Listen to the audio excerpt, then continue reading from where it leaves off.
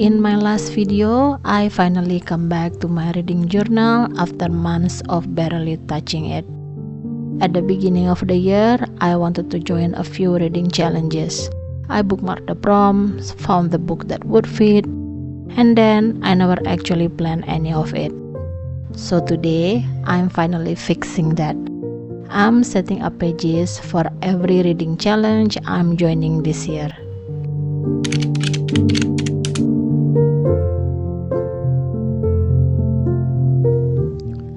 Hello friends, it's me again Hesti, and I'm back with another reading journal video. After 2 months of reading and journaling Slump, now I'm reading consistently again.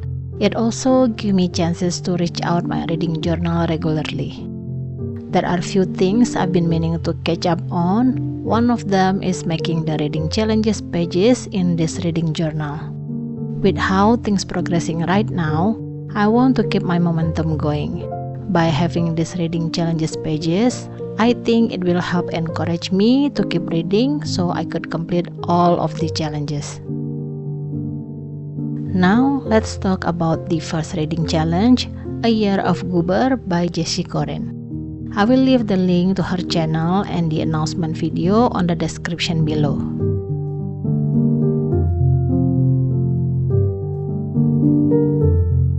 The first time I heard about this challenge was last year, but only this year I decided to take part in it. For this year, the goal is to help the mascot, the Goober, to collect baking recipe for her bakery. They need to fill their bakery shelf with the baked goods, and we could help them by read the books that fit the recipe.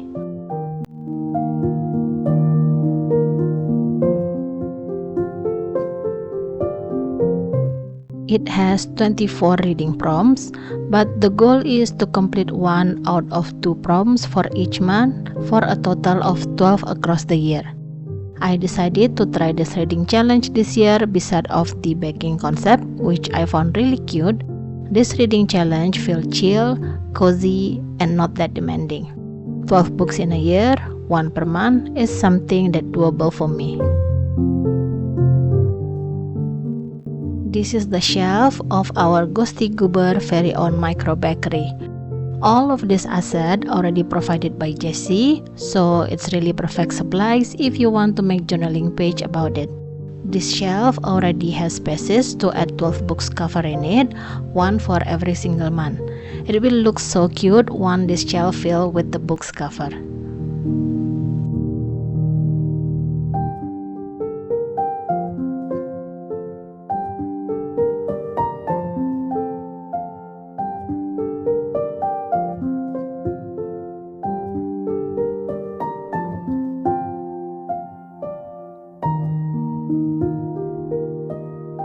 I'm adding the list of the prompt on this side.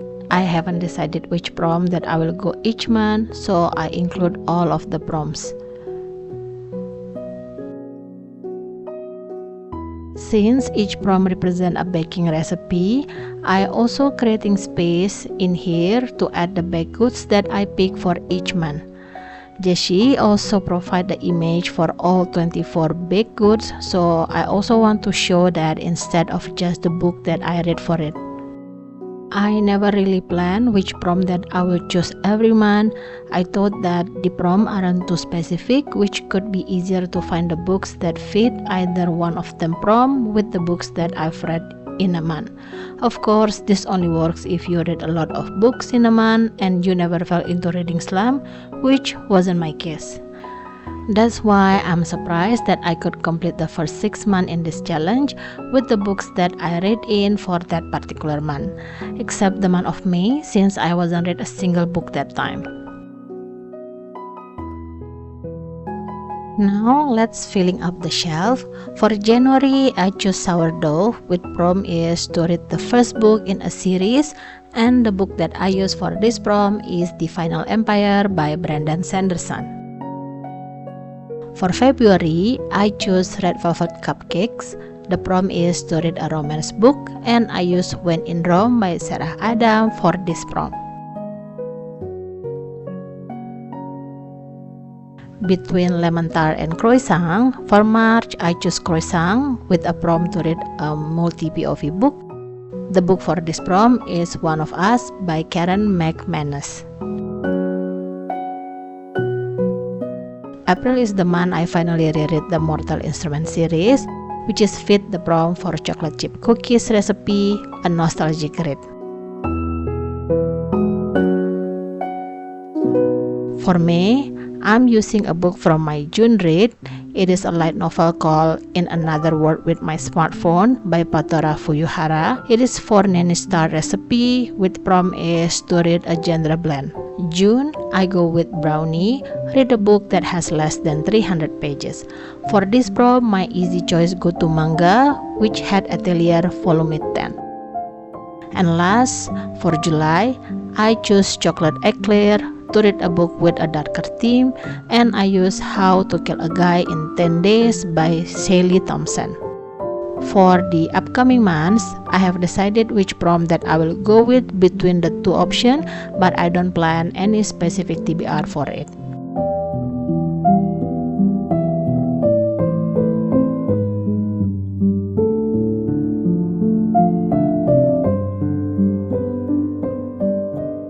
We are moving to the second reading challenge. It is also the first time I'm participating in Romancepoly reading challenge created by Under the Cover book blog. This challenge focuses on reading romance book, but we are doing it in board game style. Since I love board game, the concept what was sold me about this challenge in the first place. I will leave the blog link below so you can read all the details about this reading challenge. But basically, we are enter a Romancepoly University, and to graduate, we need to complete all of the required classes.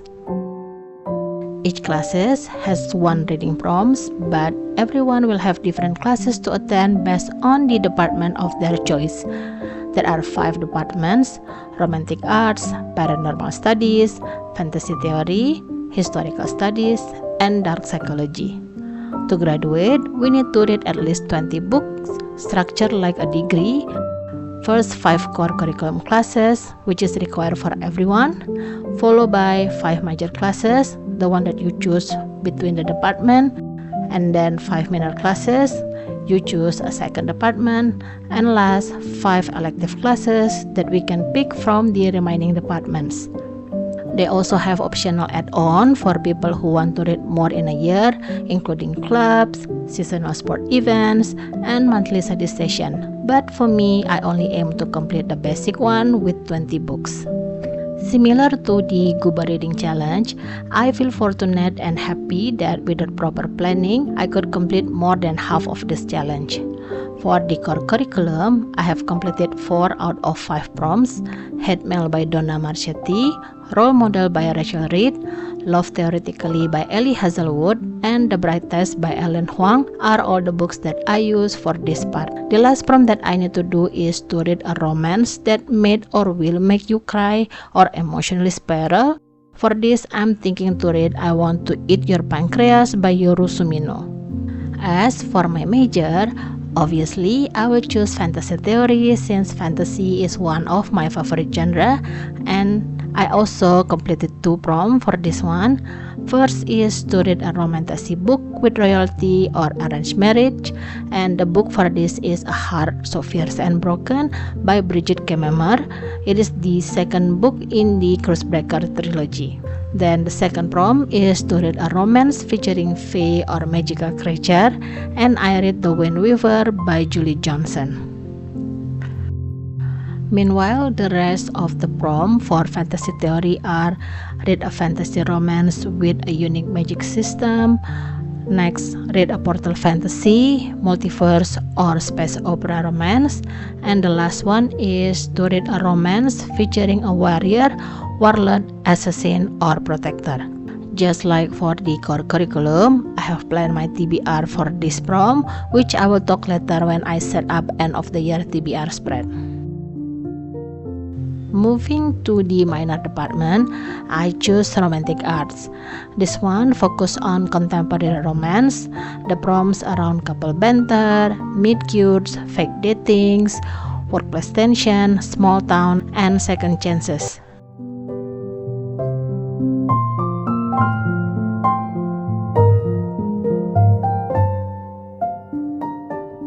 have completed 3 out 5 prompts.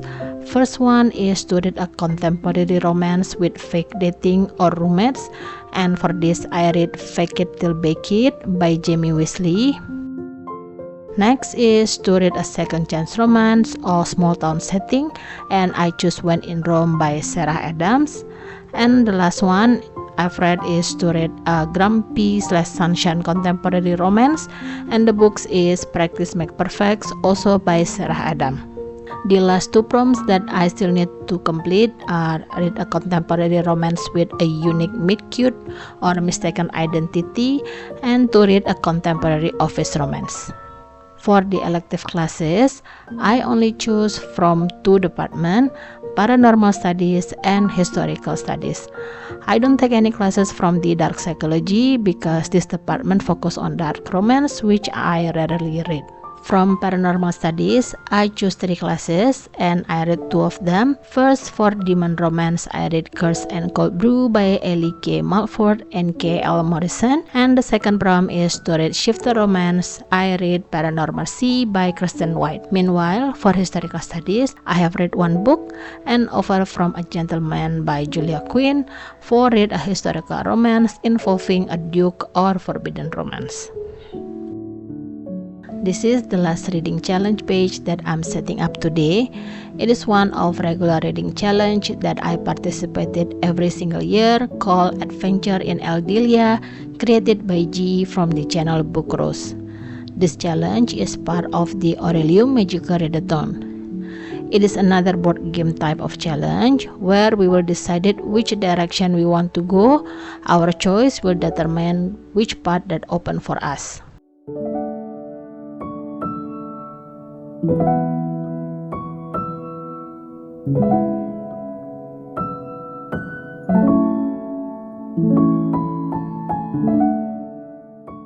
When I plan to do this reading challenge this year, I already decided that I will go blind and won't plan specific route. I want to see where I will end up with all the books that I read this year.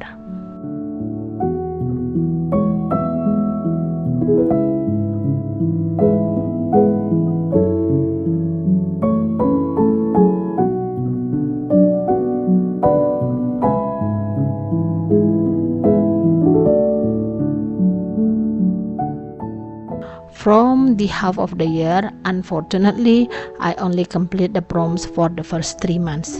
January prompt is to read a book that published in 2025, and I use The Wind Weaver by Julie Johnson.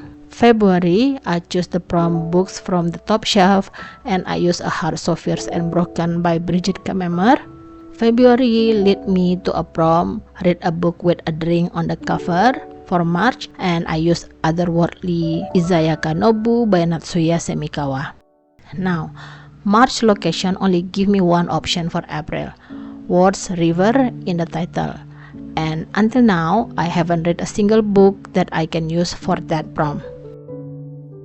Because I'm really behind with this challenge, I have planned my TBR for this challenge up until August prompt. Coincidentally, the path that I have from April to August is only 1 way, so either way, if I plan or just try to fit the book that I've read, my choice will be the same.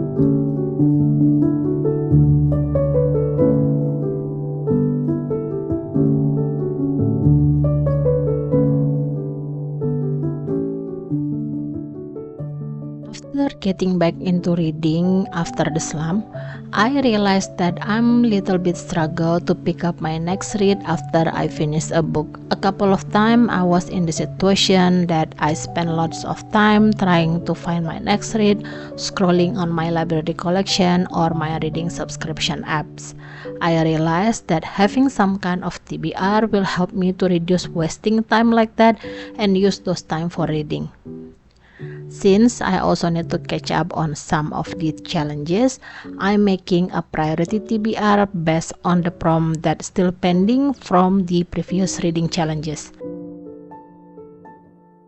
Not only it will help me to pick up my next read, it will help to ensure that I will complete those reading challenges, which I think it's a win-win situation for me.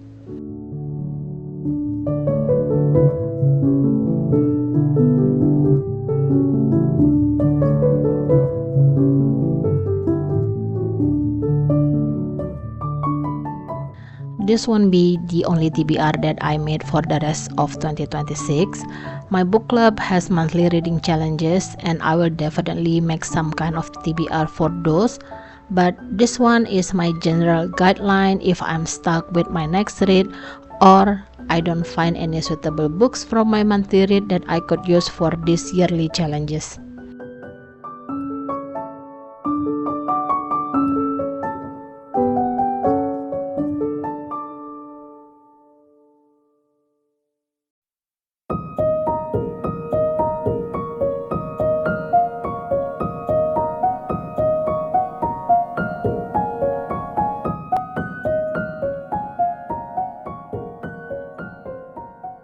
I won't talk in detail for each book in this list. I will only give a quick note where I will going to use them.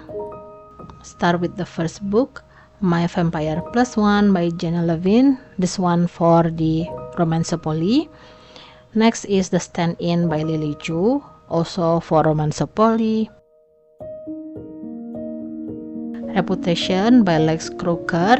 This is also for Romancepoly, the historical studies. I told before that I Want to Eat Your Pancreas will be for my Romancepoly core curriculum. Then the next one, Welcome to the Hyungnam Dome Bookshop, also Jet Legacy by Fonda Lee. These two will be for Adventure in Elgilia. Chain of Gold by Cassandra Clare will be books for my fantasy theory in Romancepoly. The Shipper by Catherine Center, also for Romancepoly. A Girl Beneath a Sea by XCO, also for Romancepoly. And the last one, which had Atelier Volume 11, A Magic Step in Poison by Judy Lin, as well as A River Enchanted by Rebecca Rose. All those will be for Adventure in Elgilia.